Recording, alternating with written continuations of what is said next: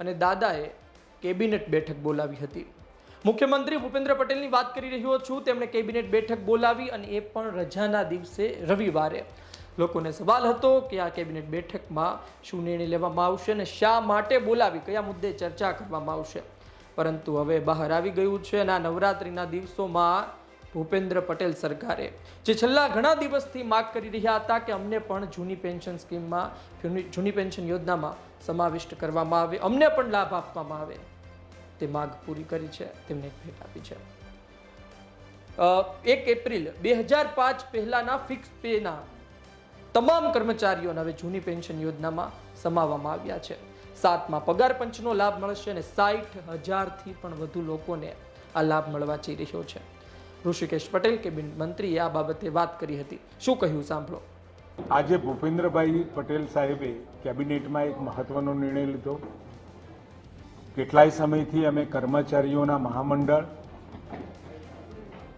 અખિલ ભારતીય રાષ્ટ્રીય શૈક્ષિક મહાસંઘ, ગુજરાત રાજ્ય આરોગ્ય કર્મચારી મંડળ, ગુજરાત રાજ્ય પંચાયત તલાટી મંડળ, ધ ગુજરાત સચિવાલય સ્ટાફ ને ગુજરાત સિવિલિયન ફેડરેશન વગેરે મંડળો સાથે એમની માગણીઓના સંદર્ભમાં લગભગ 3 થી 4 વાટાઘાટો, મુલાકાત, એમની રજૂઆતો સાંભળી હતી અને એ સાંભળ્યા પછી એ તમામ રજૂઆતોના અંતે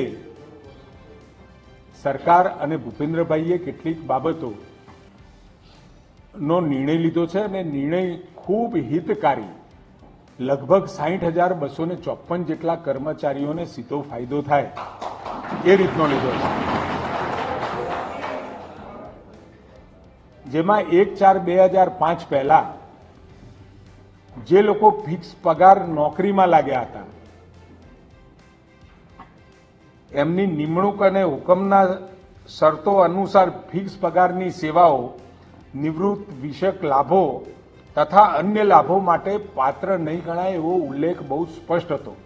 જે વખતે એપોઇન્ટમેન્ટ ઓર્ડર આપવામાં આવ્યો એટલે આ 5 વર્ષના ટેન્યુઅરમાં બીજા લાભો નહીં મળે, એ 5 વર્ષ પૂરા થયા પછી એમને બીજા લાભો મળશે એ પ્રકારનો સ્પષ્ટ ઉલ્લેખ હોવા છતાં પણ અને એ લોકોએ લેખિત બાહેધરી પણ આપી હતી, પરંતુ સરકારશ્રી અને આદરણીય ભૂપેન્દ્રભાઈએ ખૂબ સહાનુભૂતિપૂર્વક નિર્ણય લીધો છે કે આવા જે કર્મચારીઓ 1/4/2005 પહેલા જે ફિક્સ કર્મચારી તરીકે જેમની નિમણૂક થઈ હતી અને જેઓ પાછળથી એ કાયમી થયા હતા એવા તમામ કર્મચારીઓને ઓપીએસનો લાભ આપવાનો નિર્ણય કર્યો છે। સાથે જે કર્મચારીઓ અગાઉ કોઈને કોઈ કારણસર પસંદગી પહેલા થઈ ગઈ હતી અને પસંદગી થયા પછી કોઈ વહીવટી કારણોસર કે બીજા કારણોસર એમની નિમણૂક નહોતી થઈ શકી એવા તમામ કર્મચારીઓને પણ આનો લાભ મળી રહ્યો છે। એ પણ બહુ ખુશીની વાત છે।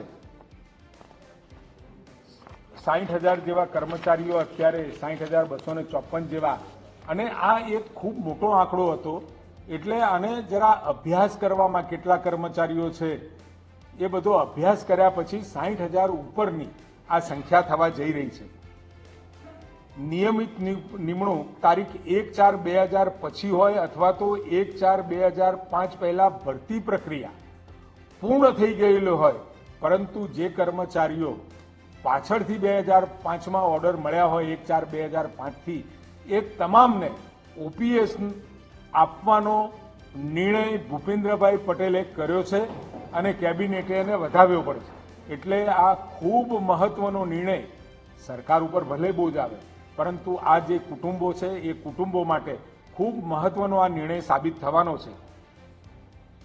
એટલે આ નિમણૂક પામેલા તમામ કર્મચારી અધિકારીઓને હવે આ જૂની પેન્શન યોજનાનો લાભ આપવામાં આવશે। ઉપરાંત એમની કેટલીક બાબતો 7મા પગાર પંચ પ્રમાણે એમની માગણીઓ હતી, એમાંથી ઉચ્ચક બદલી મુસાફરી ભથ્થું તેમજ વય નિવૃત્તિ સમયનું ઉચ્ચક મુસાફરી ભથ્થું 7મા પગાર પંચ પ્રમાણે અમલમાં લાવવાની વાત સ્વીકારવામાં આવી છે। ચાર્જ એલાઉન્સના બેઝિકના 5 કે 10% આપવામાં આવે છે, જે 7મા પગાર પંચ મુજબ અપાય। મુસાફરી ભથ્થું, દૈનિક ભથ્થા દરની માંગણીનો વધારો કરવાની વાત હતી। વય નિવૃત્તિ, અવસાન ગ્રેજ્યુએટની રકમમાં વધારો કરવાની બાબત હતી, એ પણ આદરણીય ભૂપેન્દ્રભાઈએ એનો સ્વીકાર કર્યો છે અને આ મુદ્દાઓ જે હાલ તાત્કાલિક સ્વીકાર થયા છે, આશરે 200 કરોડ જેટલું રાજ્યની તિજોરી ઉપર ભારણ આવવાનું છે, પરંતુ આ કર્મચારીઓના હિતમાં તાત્કાલિક નિર્ણય લીધો છે. આ ઉપરાંત શૈક્ષિક સંઘ અને વિવિધ મંડળો કે જેવા કર્મચારી મહામંડળ, આ બધાની સાથે જુદા જુદા પ્લેટફોર્મ ઉપર વાત પણ થઈ છે અને વાતના અંતે જે બીજા જે વિષયો રહી ગયા છે, ઘર ભાડા ભથ્થા, પરિવહન ભથ્થા, ગ્રેડ પેની વિસંગતતા, ખાતાકીય પરીક્ષામાંથી મુક્તિ અંગેની બાબત, કેશલેસ મેડિક્લેમની વાત, એ વધારે અભ્યાસના અંતે એનો નિર્ણય લેવાનું એ આદરણીય ભૂપેન્દ્રભાઈએ જણાવ્યું છે અને તાત્કાલિક આ બાબતમાં અમારી કમિટી બેસી અને સાથે અધિકારીઓ સાથે બેસી ખૂબ ઝડપથી આ નિર્ણય લેવાય એવી સૂચના પણ એમને આપી છે. સાથે આ નિર્ણયથી રાજ્યના ખૂબ મોટી સંખ્યામાં આ ફાયદો થવા જઈ રહ્યો છે. બાકીના જે એમના મુદ્દાઓ હતા એ મુદ્દાઓ અંગે પણ ખૂબ ઝડપથી ચર્ચા વિચારણા કરી અને ફરીથી અધિકારીઓ, વહીવટીતંત્ર સાથે આ મંડળ સાથે ફરીથી એક વખત બેઠક કરી આ બાબતેનો યોગ્ય નિર્ણય લેવામાં આવશે. સોરી, ખૂબ આ જે ઓપીએસનો કર્મચારીઓ નક્કી થયા છે, પરંતુ એનું એકચ્યુઅલી બર્ડન કેટલું આવશે એ કેલ્ક્યુલેટ થઈ રહ્યું છે.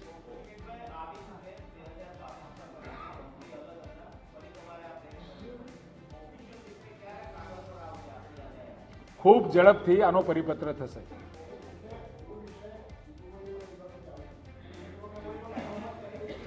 એ વખતે જીતુભાઈએ જે વાત કરી હતી એ જ છે, પરંતુ એ કર્મચારીઓની સંખ્યા, એમાં પડતું ભારણ, એ બધું વિચારાધીન હતું અને ટોટલ અત્યારે એ વિચાર અને જે વહીવટીતંત્રએ જે આખી પ્રક્રિયા કરી અને નક્કી કર્યું છે અને છતાંય કર્મચારીઓ નક્કી થયા છે, પરંતુ એનું ભારણ કેટલું આવશે ખૂબ નજીક છીએ એટલે એની સાથે ભારણ જે પણ કોઈ આવે પણ આ પરિપત્ર ટૂંક સમયમાં કરી દેવામાં આવશે. આપણે સાંભળ્યું કે કેબિનેટ મંત્રી ઋષિકેશ પટેલે શું કહ્યું. આ સાંભળવા માટે, આ નિર્ણયની રાહ જોઈને હજારો લોકો, લાખો લોકો બેઠા હતા અને તેને આ સમાચાર કદાચ મળી રહ્યા છે અથવા તો મળી ગયા છે.